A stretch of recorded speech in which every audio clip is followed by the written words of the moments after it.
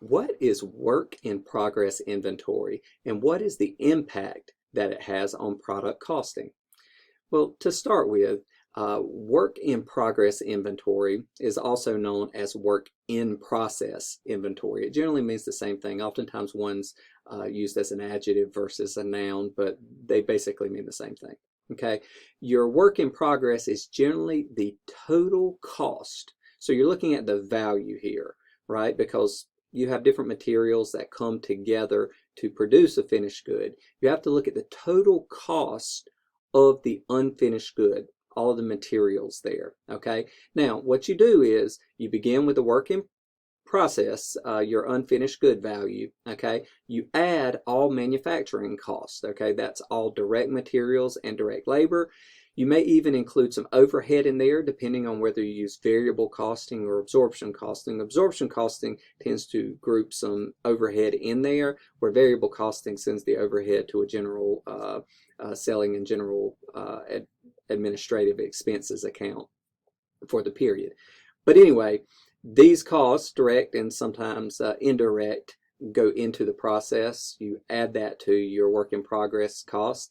You subtract out the cost of goods manufactured. Okay, so anything that you already have goods that moved from that process into the finished good status, you would subtract that out, and then that would be your ending work in progress account value.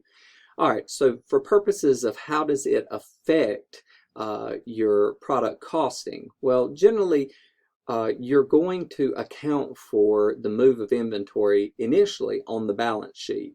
That is, all of your inventory assets that are part of the work in progress are going to be in an asset account there on the balance sheet. And as it becomes a finished product, it'll move over to the finished goods account, which is also an asset account. So it would stay on the asset side of the balance sheet. But where it has an effect on costing is when you expense it.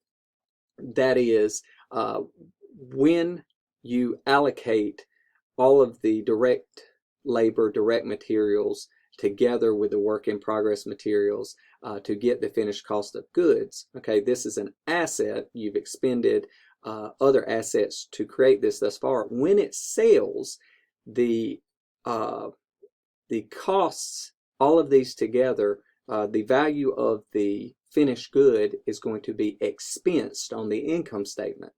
Okay, so this is going to be subtracted from the income from selling the item, and which will give you your margin there, your profit that you've made, and that expense will be treated as a cost of goods sold. So generally, this is the impact of how the materials moving through the work in process or progress accounts impacts your costing approach.